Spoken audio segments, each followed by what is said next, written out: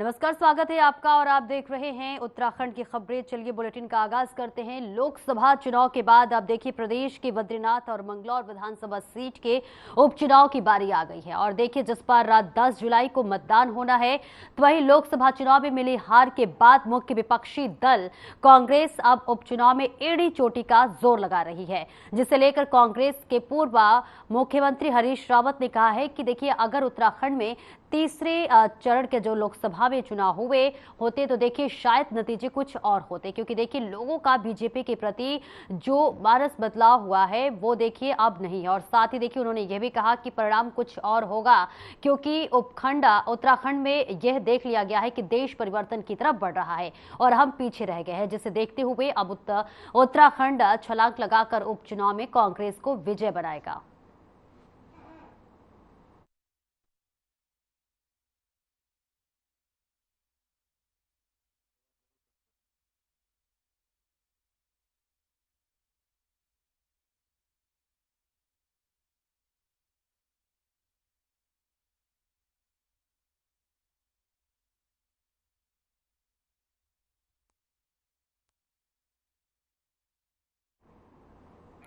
तो वहीं astro tourism को लेकर पर्यटन विभाग लगातार कड़े प्रयास कर रहा है और वहीं मसूरी के चार्ज एवरेस्ट के बाद अब देखिए रुद्रप्रयाग में एस्ट्रो टूरिज्म की तैयारी की जा रही है। और इस बात को लेकर पर्यटन मंत्री जो है सतपाल महाराज ने कहा है कि रुद्रप्रयाग में एस्ट्रो विलेज बन रहा है और मसूरी को जॉर्ज एवरेस्ट पर्यटन का केंद्र माना जाता है, जहां भारी संख्या में पर्यटक भी आ रहे हैं। और साथ ही उन्होंने कहा कि हम चाहते हैं कि पहाड़ों की चोटियों में प्राकृतिक माहौल के अंदर टेलीस्कोप के माध्यम से लोग तारों के दर्शन करें, जिसके लिए हम लोगों को एक्सो टूरिज्म की तरफ आकर्षित कर रहे हैं।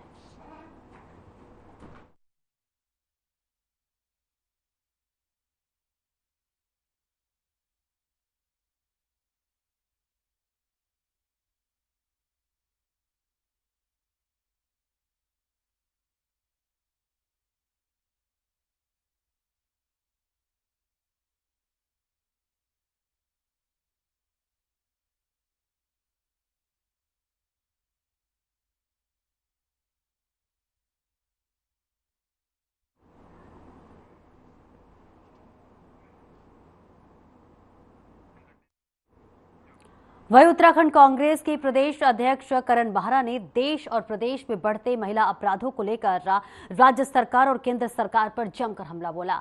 उन्होंने एनसीआरबी की जारी किए गए आंकड़ों को देखिए आधार बताकर राज्य सरकार और केंद्र सरकार पर अपराधियों को संरक्षण देने का आरोप लगाया। तो वहीं उन्होंने कहा कि महिला अपराधों से जुड़े मामलों में बीजेपी के नेताओं का नाम बार बार आता है और उन पर किसी भी तरह का कोई भी कार्रवाई नहीं होती है।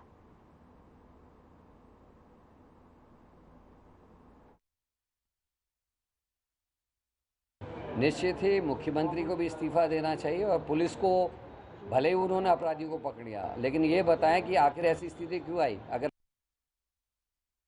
आरएसएस के संजय कुमार पे भेजा गया होता, कार्रवाई होती, तो आज हिम्मत नहीं होती। अंकिता भंडारी मर्डर केस में अगर वीआईपी को ना बचाया गया होता, अगर डोजर नहीं चलाया होता, सबूत नहीं मिटाए होते, आग नहीं लगाई होती और वीआईपी पकड़ा जाता, तो छुटभाई नेताओं की हिम्मत नहीं होती। चाहे वो इनका किसान मोर्चे का अध्यक्ष हो जिसने मॉलेस्ट किया, चाहे वो इनका चंपावत का अध्यक्ष हो जिसने नाबालिग का बलात्कार किया, जमानत में बाहर है, चाहे 26 जून को बहुत ही बड़ी घटना घटी बहादुराबाद में, भाजपा नेता और ओबीसी के आयोग का जो सदस्य था, इसका नाम है आदित्य सैनी, इसने एक 14 साल की लड़की का बलात्कार और उसके बाद मर्डर हो गया। ये घटनाओं को अंजाम नहीं दे पाते। तो देखिए लगातार ये सरकार पर हमला बोला जा रहा है। महिला सुरक्षा की बात कर ले या फिर महिला सशक्तिकरण की बात कर ले, लगातार जो है सरकार पर निशाना साधा जा रहा है। एनसीआरबी के आंकड़ों का भी देखिए सवाल उठाए जा रहे हैं, आधार बनाए जा रहे हैं कि देखिए आपकी सरकार में जो है महिला सुरक्षित नहीं है। कांग्रेस का लगातार बीजेपी सरकार पर यह हमला है, क्योंकि देखिए बात अगर उत्तराखंड की कर ले तो यहाँ अंकिता हत्याकांड हुआ था, जिस पर देखिए कार्रवाई तो हुई लेकिन सारे के सारे जो है सबूत मिटा दिए गए और इस पर देखिए कांग्रेस ने तंज कस करते हुए बीजेपी सरकार पर हमला बोला है कि आपकी सरकार में जो है महिला सुरक्षित नहीं है। और देखिए एनसीआरबी के भी जो आंकड़े लगातार सामने आ रहे हैं उससे भी ये साबित हो रहा है कि देखिए कहीं ना कहीं आपकी सरकार में महिला को लेकर वो सजगता नहीं दिखाई जा रही है जो कि एक महिला सशक्तिकरण के लिए दावे किए जाते हैं। वोट से पहले देखिए तमाम तरह के दावे और वादे किए जाते हैं, लेकिन फिलहाल वो जमीनी हकीकत कुछ और ही नजर आ रहा है। यानी कांग्रेस का लगातार बीजेपी सरकार पर यह हमला है कि महिला सुरक्षित नहीं है आपके सरकार में। महिला सशक्तिकरण की बात ही छोड़िए, लेकिन जब महिला ही आपके सरकार में सुरक्षित नहीं है तो फिर आपके वादे और दावे फेल होते हुए नजर आते हैं।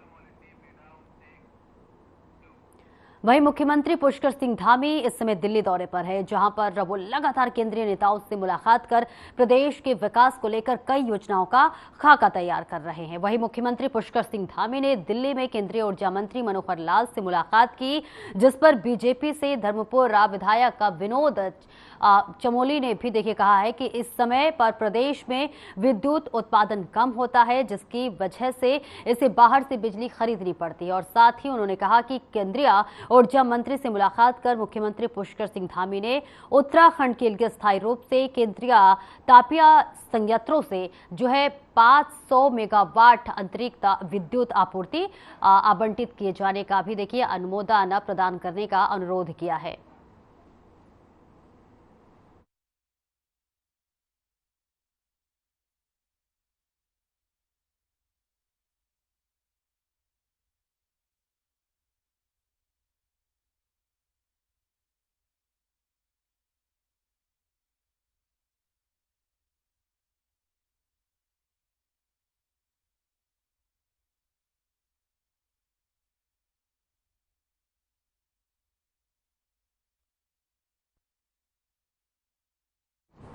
तो देखिए इस वक्त उत्तराखंड के मुख्यमंत्री पुष्कर सिंह धामी दिल्ली दौरे पर है और दिल्ली दौरे पर जो है इस दौरान कई मंत्रियों से उनकी मुलाकात हो रही है, क्योंकि उत्तराखंड में क्या कुछ चीज़ों की कमी है, क्या कुछ विकास के कार्यों को किया जाए, इस पर इसे लेकर तमाम केंद्रीय मंत्रियों से मुलाकात कर चर्चा और बातचीत और रणनीति बना रहे हैं। देखिए केंद्रीय मंत्री मनोहर लाल से भी उन्होंने मुलाकात की, चाहे वो विद्युत को लेकर हो चाहे अन्य कामों को लेकर हो, तमाम चीज़ों के विकास के लिए रणनीति लगातार उत्तराखंड के मुख्यमंत्री पुष्कर सिंह धामी की तरफ से बनाई जा रही है।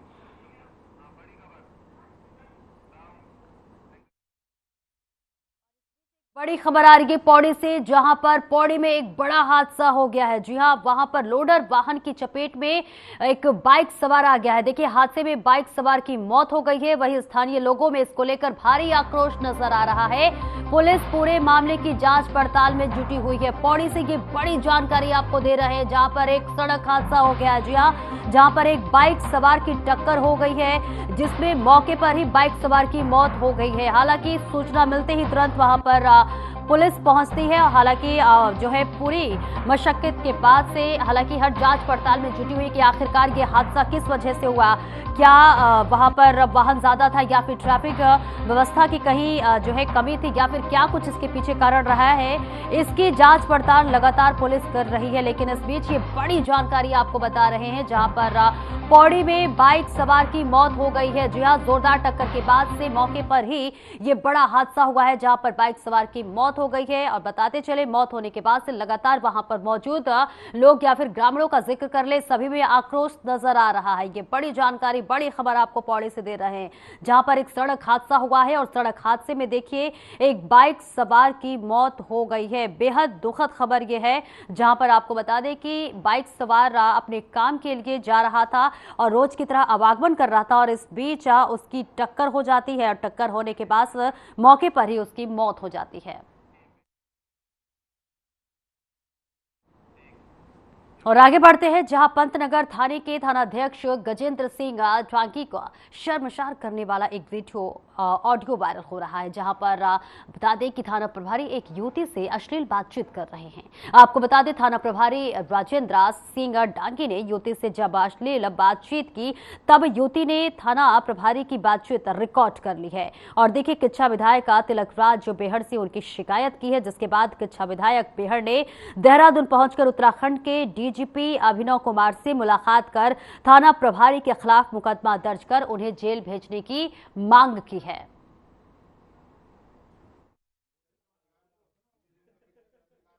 देखिए, मैं पंतनगर का एक परिवार है, उन दोनों परिवारों का आपस में कोई किसी बात पे कहा सुनी हो गया। जो पीड़ित पक्ष है, जिसकी बात मैं बात कर रहा हूँ, उसके घर में लोगों ने घुस के मारा। उल्टा उन्हीं को पुलिस ने, पंतनगर के एसओ ने, डांगी ने उठाकर जेल भेज दिया। वो जमानत पे छूट के आए। 2 बहनें हैं, एक बहन जेल चली गई, उसके पिताजी जेल चले गए। अब उन्होंने अपना पक्ष भी रखा कि हमारा भी मुकदमा कायम किया जाए। उन्होंने लगातार मुख्यमंत्री पोर्टल पर भी शिकायत की, उस पर भी दबाव बन रहा था कि वापस ले लो। अब वो इस करते करते वो एसओ के पास संपर्क में थी एक बहन उनकी कि अब हमारा मुकदमा लिखो, तो उससे एसओ साहब ने अश्लील बातें की हैं। उसकी मैंने जो है पूरी की पूरी जो है क्लिप उसकी डीजीपी को सौंपी है, जांच की मांग की है। डीजीपी ने जांच कर एफआईआर दर्ज करने के आदेश किए हैं। वहीं प्रदेश के सभी वाहनों की फिटनेस जांच ऑटोमेटिक कराए जाने के लिए केंद्र सरकार के आदेशों के बाद उत्तराखंड परिवहन विभाग ने इसके लिए सभी तैयारियां पूरी कर ली है। संयुक्त परिवहन आयुक्त सनत कुमार सिंह ने बताया है कि प्रदेश में वाहनों की जांच के लिए 12 ऑटोमेटेड फिटनेस टेस्ट सेंटर बनाए जा रहे हैं। इसमें से देखिए 4 सेंटर देहरादून, रुद्रपुर, हरिद्वार और हल्द्वानी में ऑटोमेटेड फिटनेस टेस्ट सेंटर शुरू हो चुके हैं। और जबकि देखिए सेलाकोई और रुड़की में भी ये निर्माणाधीन है। और साथ ही साथ भारत सरकार के सहयोग से ऋषिकेश और कोटद्वार में कार्य चल रहा है।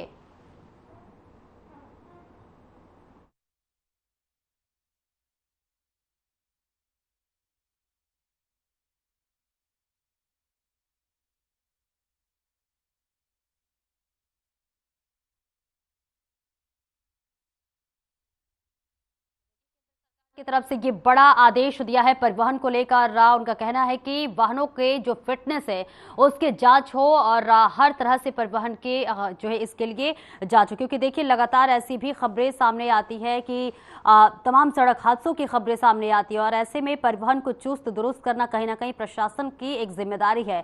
और इसके लिए देखिए केंद्र सरकार भी अब सजग हो गई है और सजगता के साथ वो निर्देश दिया है उन्होंने कि देखिए अब वाहनों की जो फिटनेस है उसको हर प्रकार से जांच करनी चाहिए कि क्या कुछ कमी है, क्या कुछ इसके लिए और विशेष इंतजाम किए जा रहे हैं। यानी कि वाहनों के फिटनेस को लेकर हर तरह से और हर जो है जारी मुमकिन कोशिश करने की तैयारी पूरी तरह से की जाए। वही परिवहन विभाग ने भी देखिए इसके लिए पूरी सजगता के साथ तैयारियां पूरी कर ली है।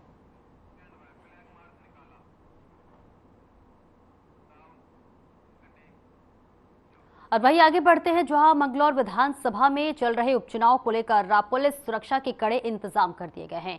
शांतिपूर्वक तरीके से चुनाव संपन्न कराए जाने को लेकर पुलिस प्रशासन ने मंगलौर विधानसभा क्षेत्र में फ्लैग मार्च निकाला, जिससे उपचुनाव में मंगलौर विधानसभा क्षेत्र के मतदाता शांतिपूर्वक तरीके से अपना मतदान कर सके। और मंगलौर सीओ विवेक कुमार ने बताया है कि मंगलौर उपचुनाव को लेकर ITBP force, paramilitary force, BSc, स्थानीय पुलिस के साथ साथ विधानसभा में फ्लैग मार्च निकाला जाएगा। जी हां, इसके लिए निकाला भी गया। और देखिए मतदाता बिना भय के शांतिपूर्वक तरीके से अपने मत का प्रयोग कर सके। चुनावी माहौल खराब करने वाले सामाजिक असामाजिक तत्वों के खिलाफ पुलिस प्रशासन सख्ती के साथ कार्रवाई करेगा।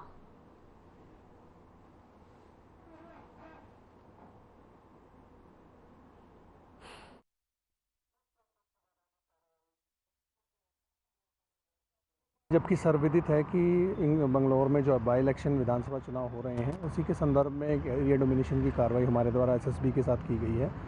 और इसमें सभी को हिदायत दी गई है कि जो शांतिपूर्ण माहौल है वो बना रहे, कोई अफवाह ना फैलाए और कोई चुनाव में गड़बड़ी करने की, हिंसा फैलाने की कोशिश ना करे। फिर ये खिलाफ सख्त से सख्त कानूनी कार्रवाई की जाएगी।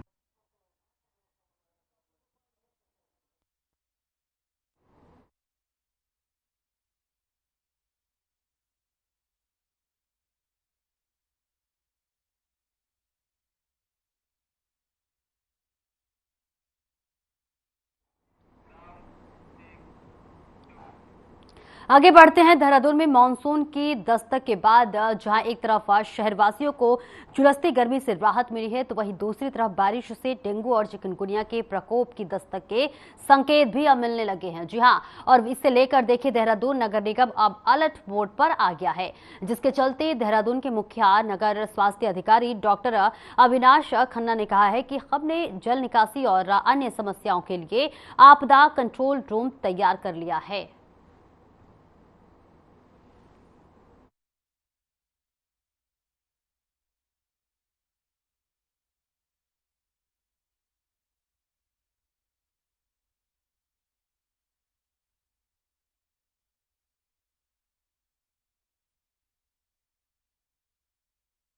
तो देखिए लगातार पूरे भारत में गर्मी पड़ रही थी, गर्मी का सितम देखिए लोगों के ऊपर पड़ रही थी, लेकिन इस बीच बारिश ने कहीं ना कहीं गर्मी से राहत जरूर दी है। बात उत्तराखंड की कर ले तो देखिए यहां भी झमाझम बारिश हुई। हालांकि बारिश से गर्मी से राहत तो जरूर मिली है, लेकिन बारिश कहीं ना कहीं राहत के साथ साथ अपने साथ तमाम बीमारियों भी लेकर आई है। बात कर ले देखिए चिकनगुनिया की बात कर ले या फिर डेंगू की बात कर ले, क्योंकि ये साफ पानी में पनपते हैं और ऐसे में देखिए इसको लेकर प्रशासन अलर्ट मोड पर दिखाई दे रहा है, जिसके लिए लगातार हर तरह की व्यवस्थाएं की जा रही है। हालांकि देखिए प्रशासन की तरफ से पूरी व्यवस्थाएं कर ली गई है। हर तरफ से प्रशासन अलर्ट मोड पर आ गया, क्योंकि मानसून के दस्तक के बाद से देखिए कई तरह की बीमारियां भी अपने साथ लेकर आता है, जिसके लिए पहले से ही अगर व्यवस्था ना की जाए तो फिर आने वाले समय में कहीं ना कहीं प्रशासन के लिए बड़ी चुनौती खड़ी हो जाती है, जिसके लिए देखिए प्रशासन पहले से ही अलर्ट है। पूरे क्षेत्र में देखिए वो फॉगिंग भी कर रहा है ताकि किसी भी प्रकार की आने वाली समस्याओं का सामना चुनौतीपूर्वक कर सकें। और वहीं आगे बढ़ते हैं, जहां पौड़ी पुलिस ने 9,80,000 की साइबर धोखाधड़ी करने वाले अंतरराज्यीय गैंग के साइबर को गिरफ्तार कर लिया है। जी हां, आपको बताते चले कि वहां वरिष्ठ पुलिस अधीक्षक महोदय लोकेश्वर सिंह द्वारा आम जनसभा जनमानस के साथ हो रही इस नवीन प्रकार की धोखाधड़ी को घटनाओं को गंभीरता से लेते हुए अभियुक्त की शीघ्र गिरफ्तारी कर घटना का अनावरण करने के लिए टीम गठित करने के लिए निर्देशित किया गया है। और इसी के साथ निर्गत निर्देशों को देखिए क्रम में गठित पुलिस टीम द्वारा ठोस साक्ष्य संकलन और कुशल पतारसी कर कई प्रदेशों से दबिश देकर अथक प्रयासों से जो है लगातार इसकी जांच पड़ताल कर गिरफ्तार कर लिया गया है, जिसके बाद उसे माननीय न्यायालय के समक्ष पेश कर जेल में भेज दिया गया है। तो वही देखिए अन्य अभियुक्तों की गिरफ्तारी के लिए पुलिस लगातार कोशिश कर रही है, लगातार प्रयासरत है।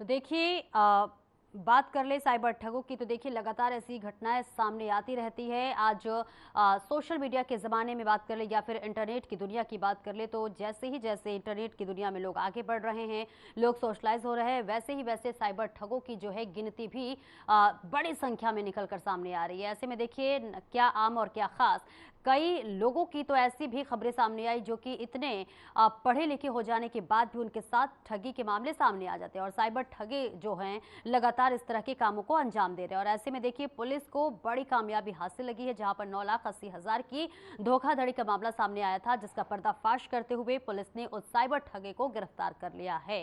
हालांकि इसके लिए पहले से ही दबिश दी जा रही थी, पुलिस की तरफ से तमाम तरह की कोशिशें की जा रही थी और उसके बाद से ये पुलिस को बड़ी कामयाबी मिली और उन्होंने साइबर ठगों को धर दबोचा है।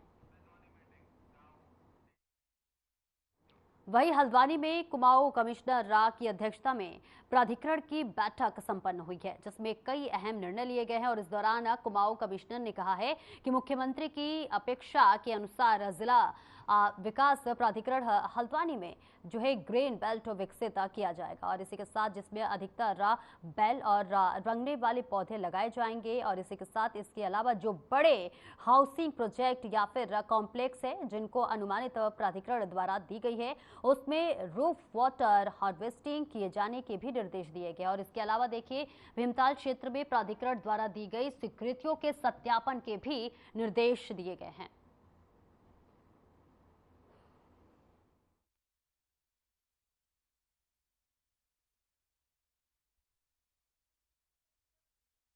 एक तो दो चीज़ों पे निर्णय लिया है हमने कि हल्द्वानी में कुछ क्षेत्र में, एक लिमिटेड क्षेत्र में, माननीय मुख्यमंत्री जी की भी इसमें उनका एक्सपेक्टेशन है, हम अच्छा प्लांटेशन कराएं। बहुत बड़े पेड़ों का हम नहीं करना चाहते, लेकिन क्रीपर्स का, ऐसे क्रीपर्स हैं, ऐसी लताएं हैं जो साल भर रहती हैं, उसका प्लांटेशन हम करवाएंगे और हॉर्टिकल्चर डिपार्टमेंट के माध्यम से होगा। सिमिलरली एक पायलट बेसिस पे बहुत ही अच्छा ओपन जिम किसी पार्क में एस्टैब्लिश हम लोग कराएंगे। नगर निगम के कुछ प्रस्ताव थे सड़कों के, सामुदायिक भवन के, वो हम लोगों ने पास किए हैं। एक इस बात पे निर्णय लिया है कि पूर्व में जो स्वीकृतियां प्राधिकरण ने दी हैं, चाहे वो ग्रुप वहीं मुख्यमंत्री पुष्कर सिंह धामी ने नई दिल्ली में केंद्रीय सड़क परिवहन और राजमार्ग मंत्री नितिन गडकरी से भेंट की। उन्हें प्रदेश की जनता की ओर से पुनः सड़क परिवहन और राजमार्ग मंत्रालय का दायित्व मिलने पर बधाई और शुभकामनाएं दी है। और इस दौरान मुख्यमंत्री ने राज्य की सड़क परियोजनाओं को मंजूरी देने का अनुरोध भी किया। उन्होंने कहा कि मोहंगपुर में देखिए अजबपुर तक सड़क को एविएटेड मार्ग के रूप में परिवर्तित करने के लिए 452 करोड़ की योजनाएं तैयार की गई हैं और इसको मंजूरी दी जाए।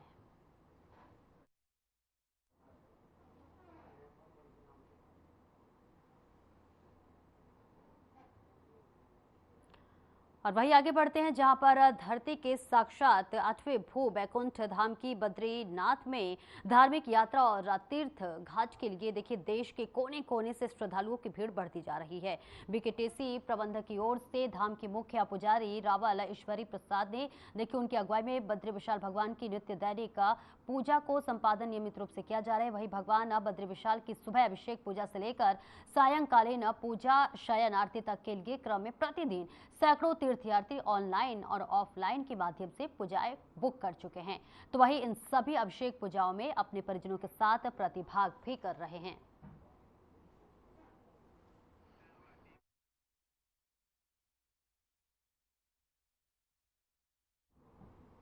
तो वहीं ज्योतिर्मठ पीठ के शंकराचार्य अवि मुक्तेश्वरानंद सरस्वती इन दिनों धर्मस्थलों की यात्रा पर हैं। और देखिए चमोली मंगलम यात्रा के तहत 14वें दिन शंकराचार्य अवि मुक्तेश्वरानंद सरस्वती अपने शिष्यों के साथ थराली विकास खंड के कुलसारी पहुंचे, जहां पर स्थानीय लोगों ने आदि गुरु का फूल मालाओं के साथ भव्य स्वागत किया और कुलसारी से काली मंदिर तक कलश यात्रा निकाली। वहीं शंकराचार्य अवि मुक्तेश्वरानंद सरस्वती ने कोलसारी काली मंदिर में पूजा अर्चना की और भक्तों को आशीर्वचन दिया। और वहीं मीडिया से बातचीत में उन्होंने कहा कि विश्व मंगल और विश्व कल्याण की कामना की उन्होंने मंगल यात्रा शुरू की है। सब विश्व मंगल की कामना करते हैं। हमारी जो भारतीय संस्कृति है वो वसुधैव कुटुंबकम की भावना से ओतप्रोत है और चाहते हैं कि विश्व का कल्याण हो, नारा भी लगाते हैं। तो हमने ये सोचा कि क्या केवल नारा लगाने से या केवल विश्व का मंगल सोचने से मंगल हो जाएगा, कि उसके लिए कुछ। वहीं उत्तराखंड में बारिश का मौसम शुरू हो चुका है। बारिश में उत्तराखंड में लैंडस्लाइड की घटनाएं बढ़ जाती हैं और देखिए लोक निर्माण विभाग ने भी अपनी तैयारी पूरी कर ली है, क्योंकि भूस्खलन होने से सड़कें बंद हो जाती हैं, कई दिनों तक का यातायात प्रभावित होता है और ऐसी स्थिति पैदा ना हो इसके लिए सभी कर्मचारियों की ड्यूटी लगा दी गई है। पहाड़ में देखिए कुछ क्रॉनिक लैंडस्लाइड एरियाज हैं जहाँ पे हम लोग हमेशा मशीनें अपनी प्लेस करते हैं, जिससे कि या जो आवागमन है ज़्यादा टाइम तक के लिए बाधित नहीं हो बारिश की वजह से। कुछ नए एरियाज डेवलप होते हैं जिनके लिए हमको फिर आसपास से मशीन मोबिलाइज करनी होती हैं। हमारा एक मैकेनिज्म है, एक सिस्टम बनाए हुए हैं, तकरीबन पूरे प्रदेश में 400 के आसपास मशीन हम लोग डिप्लॉय करते हैं। कुछ विभागीय मशीन होती हैं, कुछ हम लोग जिले लेवल पे। और फिलहाल मेरे साथ इस बुलेटिन में इतना ही। खबरों का सिलसिला आगे भी जारी रहेगा। दीजिए इजाजत, नमस्कार।